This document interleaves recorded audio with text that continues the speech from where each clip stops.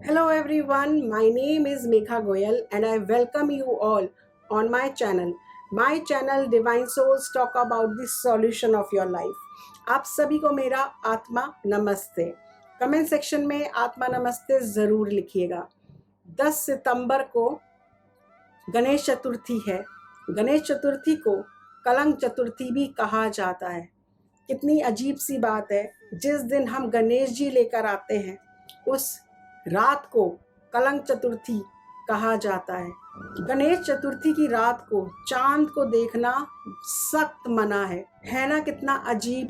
जिस चांद की सुंदरता की हम बात करते हैं, करवा चौथ पे हम इंतज़ार करते हैं, होली पे हम इंतज़ार करते हैं कि चांद निकलेगा तो हम व्रत खोलेंगे, उसी चांद को लेकर गणेश चतुर्थी के दिन हम चांद देखने को मना करते हैं। जिस चांद को देखकर लोग उसकी खूबसूरती का बखान करते रहते हैं, उसके दर्शन से अपने कल्याण की कामना करते हैं, क्या कभी आपने सोचा है कि उसे देखने का भी दोष लग सकता है?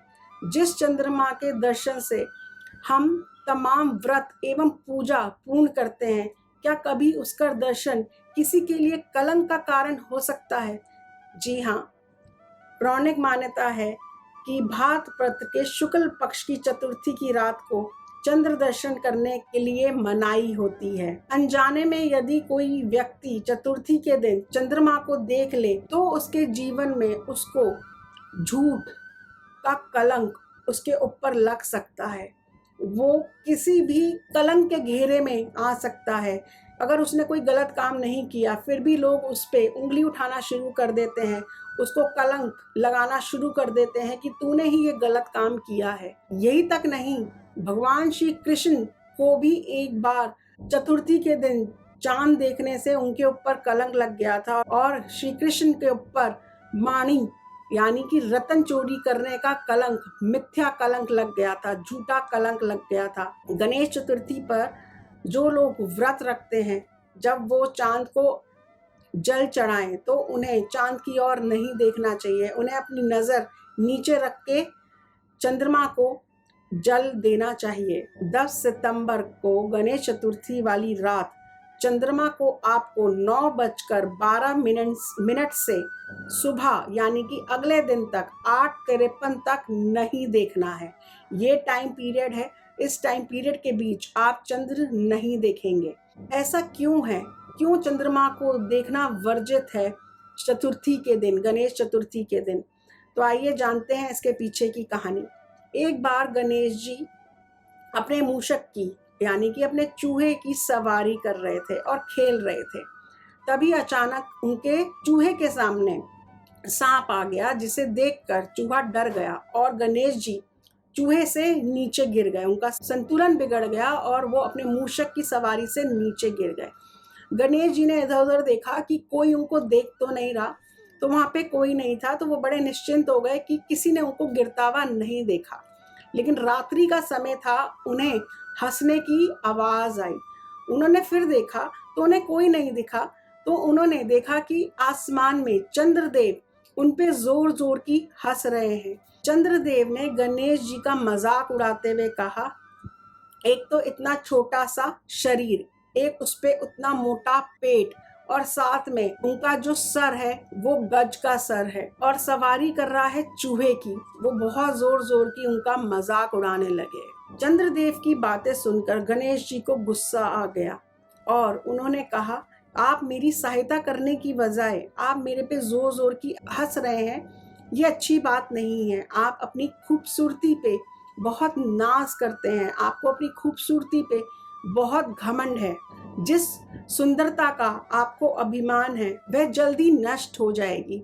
ऐसा कहते हुए गणेश भगवान ने चंद्रमा को श्राप दिया और कहा कि तुम्हारा रंग जो है वो काला पड़ जाएगा और पूरे संसार में अंधेरा हो जाएगा। तो ये बात सुनकर गणेश जी की सारे सभी देवी देवता तुरंत वहां पे प्रकट हो गए और गणेश जी को समझाया कि ऐसा ना करिए और चंद्रदेव को कहा कि आपको गणेश जी से क्षमा मांगनी चाहिए। चंद्रदेव ने जब गणेश जी से क्षमा मांगी तो गणेश भगवान बोले कि मैंने जो श्राप दिया है वो मैं वापस तो नहीं ले सकता, लेकिन हाँ, महीने में एक दिन आपका रंग पूर्ण रूप से काला होगा और फिर धीरे धीरे प्रतिदिन आपका आकार जो है यानी कि शेप जो है वो बढ़ती चली जाएगी तथा माह में एक बार आप पूर्ण रूप से दिखाई देंगे।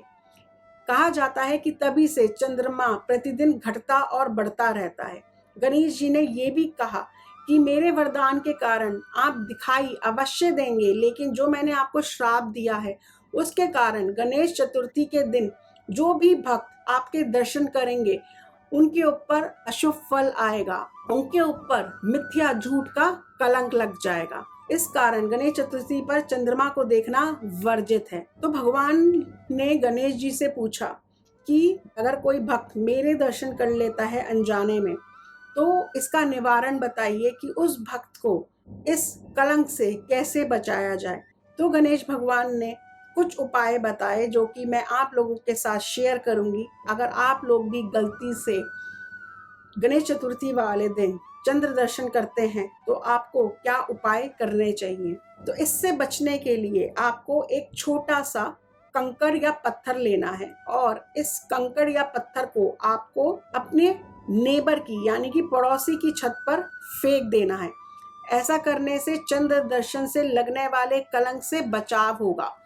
इसलिए कलंक चतुर्थी को हम पत्थर चतुर्थी भी कहते हैं। दूसरा उपाय, जिस भक्त ने चंद्रमा के अनजाने से दर्शन कर लिए उन्हें भागवत की सन्मंतक मणि की कथा सुने या पाठ करें। तीसरा उपाय, एक छोटा सा फेस मिरर ले लें, आईना ले लें, उसमें अपनी छवि देखें और उस आईने को आप बहते हुए जल में बहा दें। चौथा उपाय, आपको क्या करना है, आपको 21 धूर्वा ग्रास लेनी है, उसको आपको मोली से बांधकर मुकुट बनाना है और मंदिर में जाकर गणपति भगवान को वो मुकुट पहनाना है। साथ में गणेश जी को आपको 21 लड्डुओं का भोग लगाना है। इनमें से जो 21 लड्डू हैं वो पहले आप गणेश जी के सामने रखेंगे, उनमें से 5 लड्डू आप गणेश जी के सामने ही रख देंगे और बाकी के लड्डू आप मंदिर में ब्राह्मणों को बांटेंगे। ये थे उपाय गणेश चतुर्थी वाले दिन, कलंक चतुर्थी वाले दिन अगर आपने चंद्रमा को देखा तो उससे बचने के लिए, उस कलंक से बचने के लिए आप ये उपाय जरूर करें। साथ में ये भी ध्यान रखें जो लोग व्रत रख रहे हैं वो चंद्रमा को सीधा नहीं देखें, नजर नीचे रख के ही चंद्रमा को अर्घ दें। जुड़े रहिए मेरे साथ। गणेश चतुर्थी पे अभी मैं बहुत सारी आपके सामने वीडियोस लेके आने वाली हूँ, उनको भी जरूर देखिएगा। खुश रहिए, मुस्कुराते रहिए और अपनी पॉजिटिव एनर्जीज यूं ही फैलाते रहिए। जिन लोगों ने अभी तक अपना चैनल डिवाइन सोल सब्सक्राइब नहीं किया है तो तुरंत करें और बेल नोटिफिकेशन को भी प्रेस करें जिससे आपको मेरी वीडियो समय समय पर मिलती रहे। Like and share this video. Do not forget to subscribe to my channel. My name is Megha Goyal. I am an astrologer, numerologist, past life therapist, Vastu and Feng Shui expert, tarot card reader, psychic healer and a life coach. Angels love for everyone. Atma Namaste.